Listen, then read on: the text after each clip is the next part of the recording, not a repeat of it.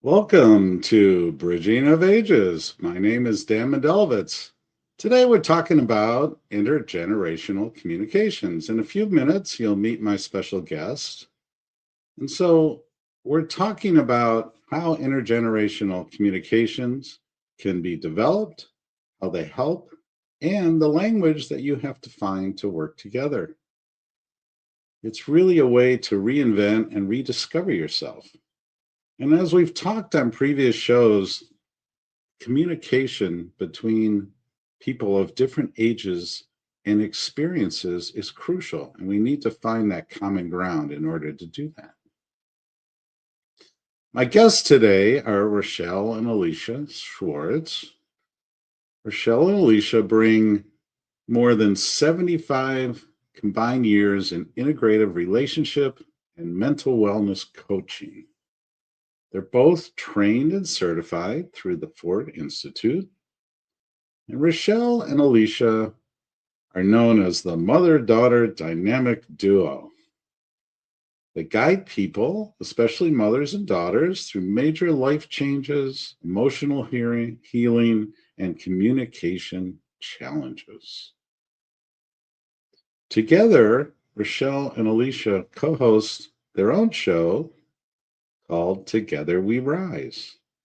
Today, we're going to delve into intergenerational communications and how they together have been able to find that and help teach others how to find it within themselves. They're really a great example of how we can bridge the divide between generations.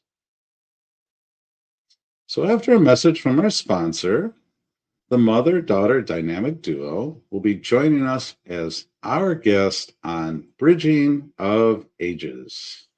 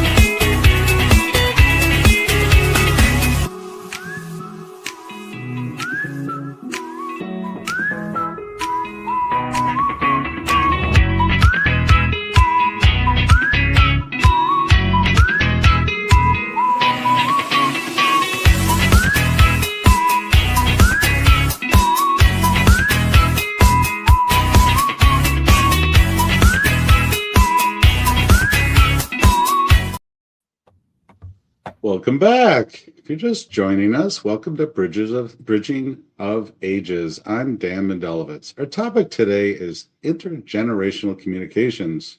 My guests today are Rochelle and Alisha, the mother-daughter dynamic duo. Welcome. Thank you. Thank you for having us. We're excited to be here. Yes, we are. Great. I've been seeing some of the great work you're doing on your own show and wanted to bring you on and get a chance to talk with you and see how we can help our audience with some of the things that you offer. And I'd like to start out, if I could. how would you define intergenerational communications? You've had a lot of experience yourselves and helping others. Well, it starts right here. Yeah, great. That's what we do. It's certainly, if you don't have the tools, you're really screwed, basically.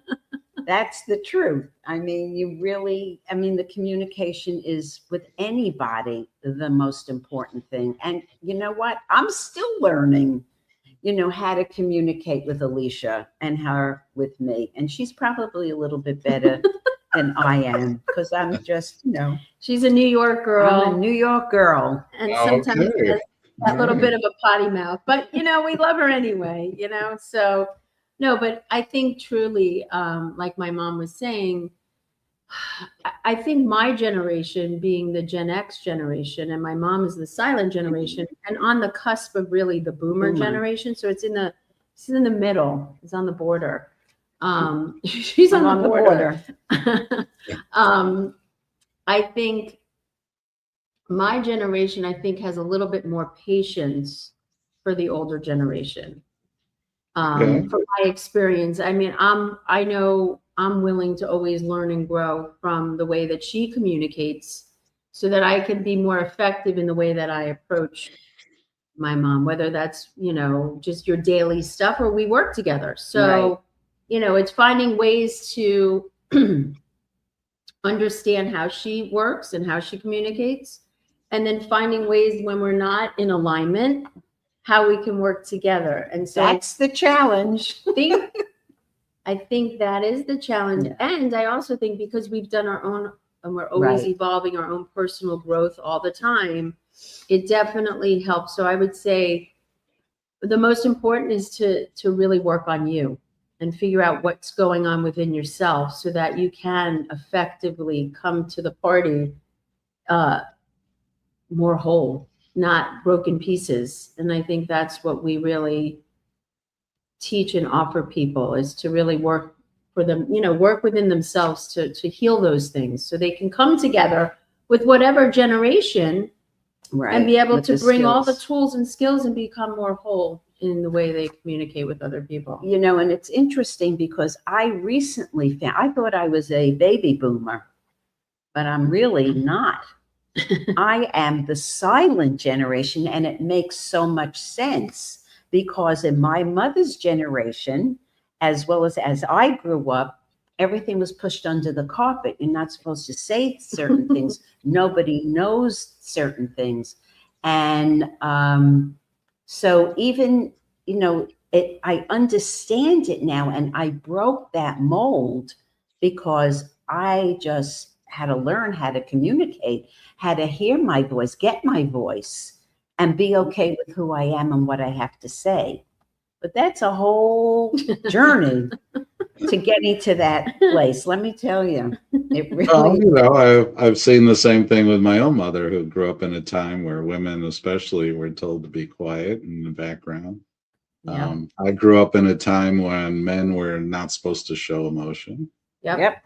And one of the things that I find great about the younger men now is they're much more tuned into it. Yes. Thank God. And I do some work with that. One of the things that I talk about on my show a lot is breaking down those barriers, just like you were talking about. They're kind of artificial. We've taken these 15 to 20-year blocks and say, well, you're in this. And then you did that beautiful thing where you said, well, I'm on the cusp, so I'm not really this, I'm not really that. Somebody put that label there, put that wall up that you broke down. And I really like, so you've been able to develop this between the two of you, which is beautiful. How do you help your clients also learn how to do that? Because one of the things I saw is you work with a lot of mother-daughter teams and helping them bridge that gap. So what are some of the things that you do to help them with their intergenerational communications? I think they have to see that there's something that's not working. I think that's the first and foremost thing, is that something is not, they're always angry or they can't hear each other. And so I think that's the pain of not being able to communicate and share your feelings and being heard. is really important. Yeah, I think it's what you're saying. It's really the pain point. Why do I keep creating this within the relationship with my mom? Why can't she hear me? Why does she always have to be right? Or why do I always have to be right? Or why does she make me wrong? It's a constant thing. But what we know for sure is it's a breakdown within you. Because I could sit here and point at my mom, but 3 fingers are pointing back at me. So I like that. I need to look at myself and say, why am I pointing at her when 3 are pointing back? Then obviously I've got the problem. I need to look at what that is. And that's, I think, the first step is to just acknowledge that you aren't happy, that there's something within you that's triggering this issue. And I think that's like what my mom said, that's the first step. And that's how we work with people. You know, what is the thing that you're basically projecting onto the person, your mother, your sister, your brother, whoever? Because that will show up in your life with whoever you're with. You know, a friend, a coworker, a parent, of course. Yeah, so we start there. You know, what is it in you that is triggering that emotional response with your mother or your sister or your brother or whoever? Once we get there, then we do a lot of inner work to work within themselves, to learn to see the light of it, learn to see the lesson of it, the blessing. Yeah. That's beautiful. That's beautiful. I think a lot of miscommunication is how we interpret what the other person said. One of the things I've found in my speaking part of my profession is that what I say is not always what they heard. And I've learned to try to read that, what the audience now, how did they react? Did they really hear what I had to say? Do I have to explain it a different way? Yeah. You know, I found that in my work life, that especially with people who are, different experience levels and such. I like how you talked about, so it seems that you really work on the person themselves first to find what it is inside. Always. Every single time. Always. It's you. Because what we do as humans is we point the finger and that's all about not wanting to take responsibility for and be accountable for what you're putting out into the world. And we do that. You can look all over the world and just see where that all lives. And so it has to start with you. It has to, because you can't start over here and fix the person, right? You have to fix yourself first. You can't go. It's like the oxygen mask. Right? Put it on first. Okay. The mask first before you can help anyone else. It's the same concept here. Okay. So it looks like you work with their own personal integrity, their own accountability. Oh, yeah. 100%. 100%. And really what's driving their pain inside themselves. And usually it's something from the past that, gets triggered with any relationship. All of a sudden you're with your mother and she triggers something, and maybe it was something she said when you were 3 or 5 or 6. And somebody just hit that button in you and that you were off and running. So you go back to being that little girl all over again. Oh, yeah. That was crying and tantrum and, cursing the person out. Emotionally triggered. And it's interesting when you want to communicate, and probably I will say most people do not hear at all what you have to say. And the way you can really kind of train, I guess, them is to ask them to repeat what you just said. And I will tell you 9 times or maybe even 10 times out of 10, they have no idea. No. I mean, I have that trouble and I'm older. So my memory, it's like, okay. I got to really take it in and hear what that person is saying to me. And all I'll say to my mom is, I just want to make sure you heard me. Right. Can you just repeat back to me what I said? So I know you got my communication. Right. And she'll say, okay, I heard you said, and it's not always exact. It really isn't. I got to tell you, but I think a lot of it gives you what she was just communicating to me. So the person feels heard, seen, and acknowledged. And that's so important for people to be heard. So important. And it gives them confidence. It gives the person confidence. Yes. It gives them, freedom, so it's important. Yeah, well, it sounds like what I also teach, active listening. It's really, because I think a lot of times when we listen, and I especially found this in the business world, it's waiting to put my opinion in, my 2 cents. So I didn't even hear what the other person said because I'm too busy thinking what I said, I want to say. Correct. And that art of active listening, I like that you have them repeat it back and really learn. So do you find this starts to break down those communication barriers? Oh, God, 100%. Yeah. Because when someone takes accountability for whatever they're putting on the other person, automatically you take that pressure cooker off of that person and you take the responsibility. Now that's where the work begins. That's where you have to look. That's where you have to search within yourself to heal it so that you're not spewing all over the place, And, Wow, that sounds beautiful. You probably have gotten some people together who hadn't talked to each other well in years. And those people may not like it. That can be true too. Sure. But it's just a freedom that you give to yourself. And forgiveness is huge in the process. Yeah. For yourself and other. Yeah, totally. If you can't forgive yourself, it's very hard to forgive another. So self-forgiveness is a beautiful thing inside of this whole conversation too, right? Yeah. That's wonderful. Okay, so we're gonna take a quick break for one of our sponsors. And when we come back, I'd like you to think about, what advice you would give to people to communicate better intergenerationally and what you can offer them. And we'll talk about that when we come right back. Great.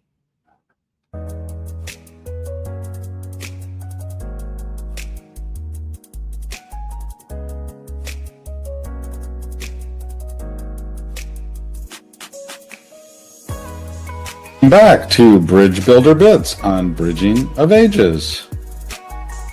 Today we talk about talent. We walk past the talent every day, and then we turn around and say, we can't find any talent. How are we excluding it? Because of conscious or unconscious bias. We are not looking at talent that is right in front of us. We walk right by it. Whether it could be because they're too young, they're too old, or don't meet that perfect purple squirrel that we're trying to look for. We walk past talent every day. Don't walk past the talent. It's right in front of you. This has been another Bridge Builder Bits on Bridging of Ages. Oh, welcome back to Bridging of Ages. If you're just joining us, we're talking about intergenerational communications with my guests, the Rochelle and Alisha. And thank you. We've had a wonderful conversation so far. And we were talking about the kind of advice that you can offer to people to get them started to communicate intergenerationally. Yeah, so I think one of the things we were talking about is, and you were sharing too, Dan, is the active listening piece, the active listening piece. And I think one of the things that people could do out there just starting now is whatever communication you want to deliver to the person that's, disturbing you or emotionally affecting you, as long as you set up a time with the person. Like if I said to my mom, I know we're having a breakdown in this relationship. When it works for you, let me know when we could sit down so I could share my feelings. You could just listen. I don't need you to say anything. Just hear me out. And then once I'm done, just repeat back what I said so I know you heard me. That's one thing they can do. You know what I'm saying? Just to set up that communication. You have to set up that communication because when you're not affected, obviously, when you're not triggered. Right, exactly. Because I take time. I need time. Alisha, she wants to go right to the gusto, but she's learned I'm not there. Right. I'm just not. I need time. So she has learned that. But the most important thing is for you not to blame. And it's so important, in communication. I think you may know this also, in that when you set up the communication, you really want to start with something positive. Whatever that is, because it's like the sandwich. So if you start off with someone, you don't want to start, you did this to me and now, boom, I'm going to give it to you. It's not that. It's really taking the time and seeing what can you say to that person that's going to help them hear you better. So if you start off and say, I know this is whatever it is, and then you can go into something. And I remember someone always saying, when you come from, I feel this way, nobody can take your feelings away, ever. It's my feeling. I feel this way. So that's just another thing that I just realized and thought of. Yeah. Oh, yeah, those I statements are important. And yes, I'm sure that you find that, somebody is really mad at the other person for years. And then the other person's like, what? I don't even remember that. Yeah. Speak to her father. One thing I could say, it's true, is that, but again, with my father, I've done so much within myself to heal that whatever he does or doesn't do, I know it has nothing to do with me anymore. Right. Where years I used to take it on, and that's what you do as a kid. You think it's you, and then you make it mean something about you, and then you're off, and it's not fun.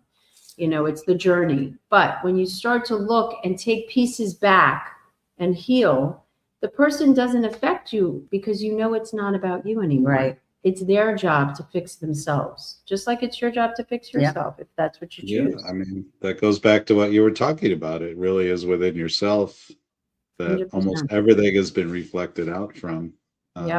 You're able to reassure that little girl who got hurt that it's okay now. Yeah.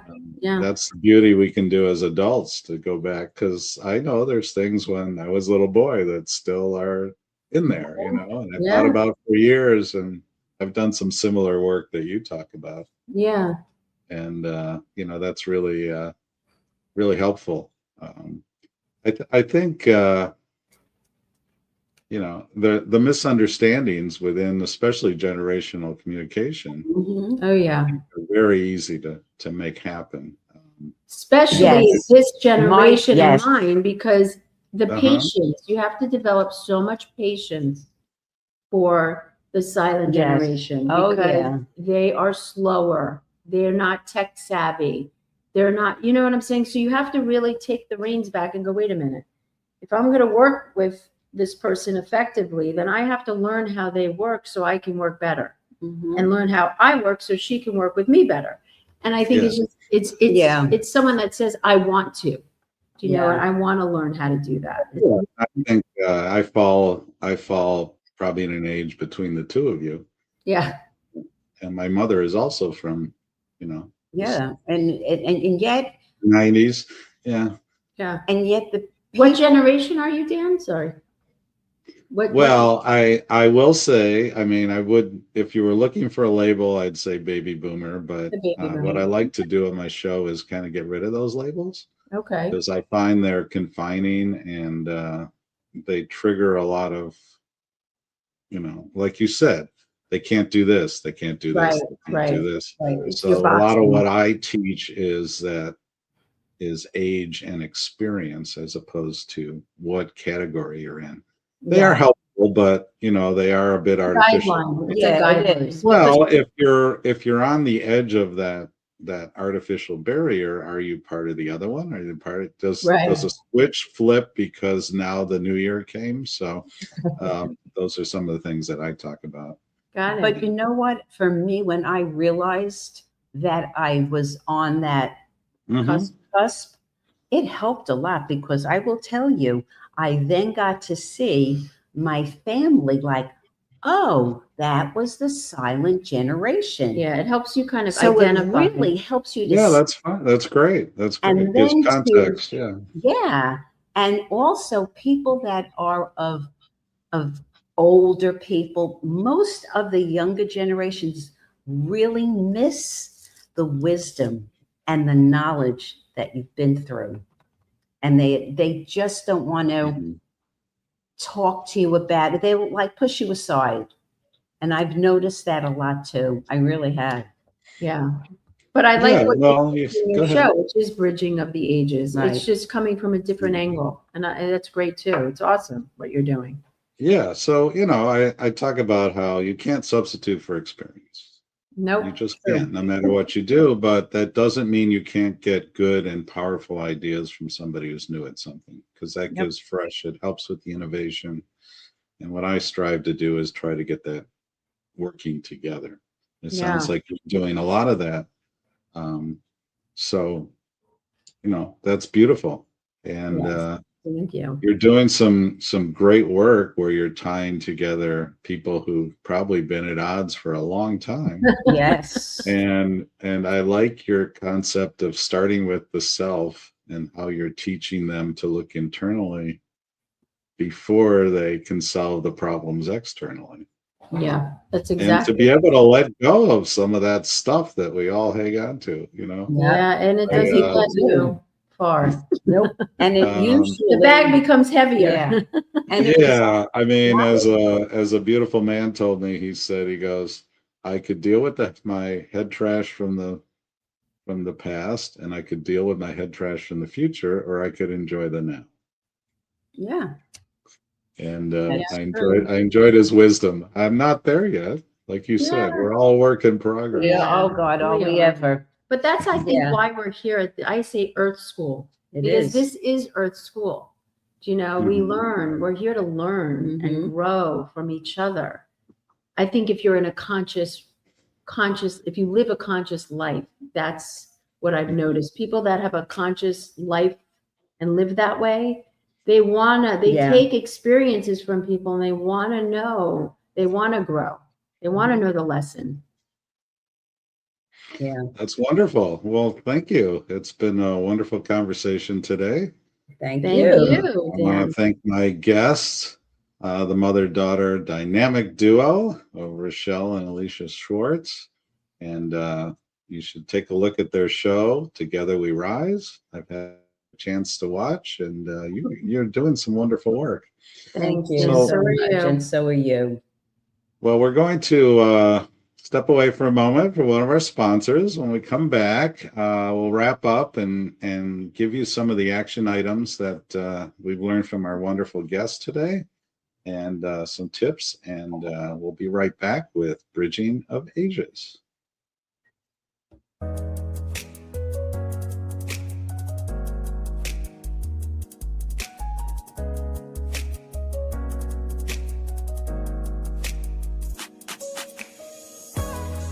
Welcome back to Bridge Builder Bits on Bridging of Ages. Today we talk about longevity. Why do we want to live to 100, but we can't work after 50? Why do we exclude people with experience? Why do we tell them that they're no longer needed? But we all want to live a long life. Why exclude the second half of your life and not be able to contribute?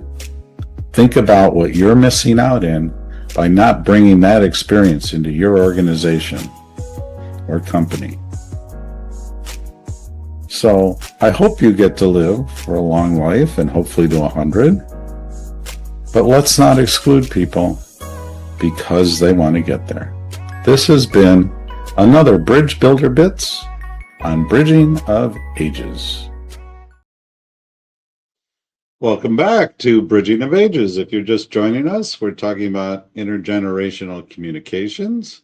We've had a wonderful discussion with my guest today. And let's take a look at some of the action items that you can do in order to move forward on better intergenerational communications.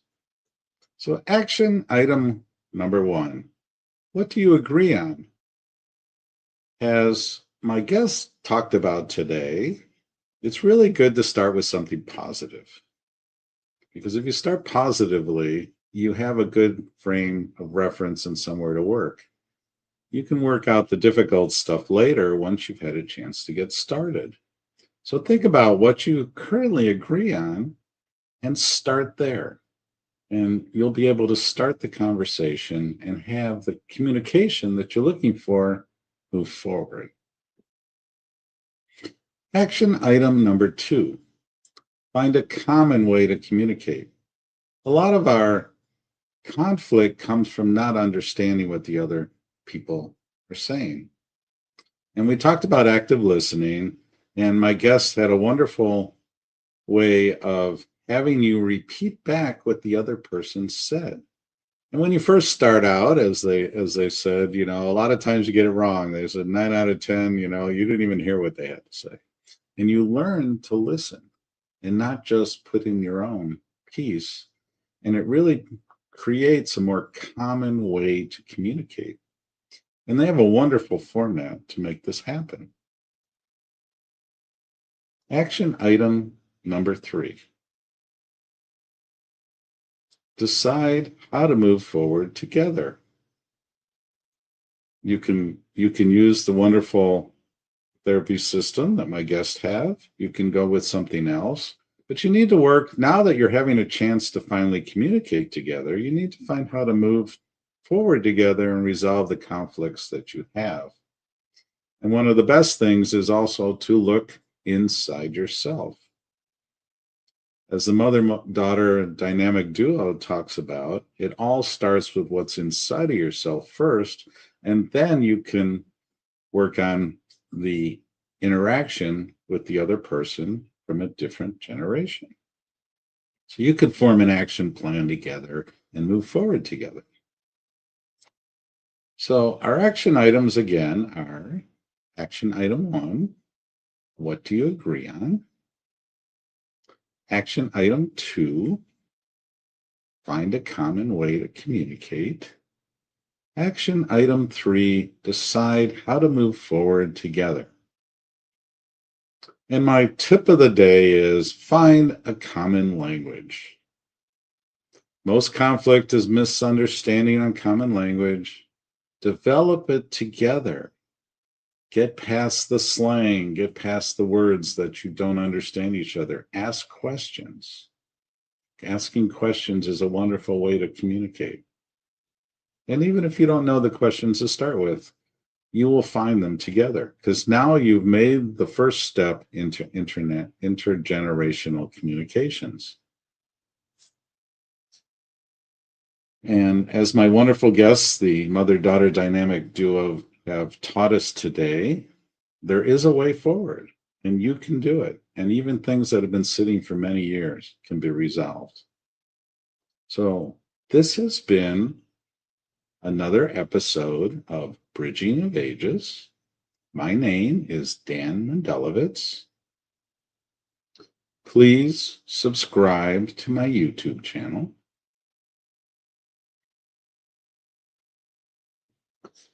Invest in brain power, fuel brilliance.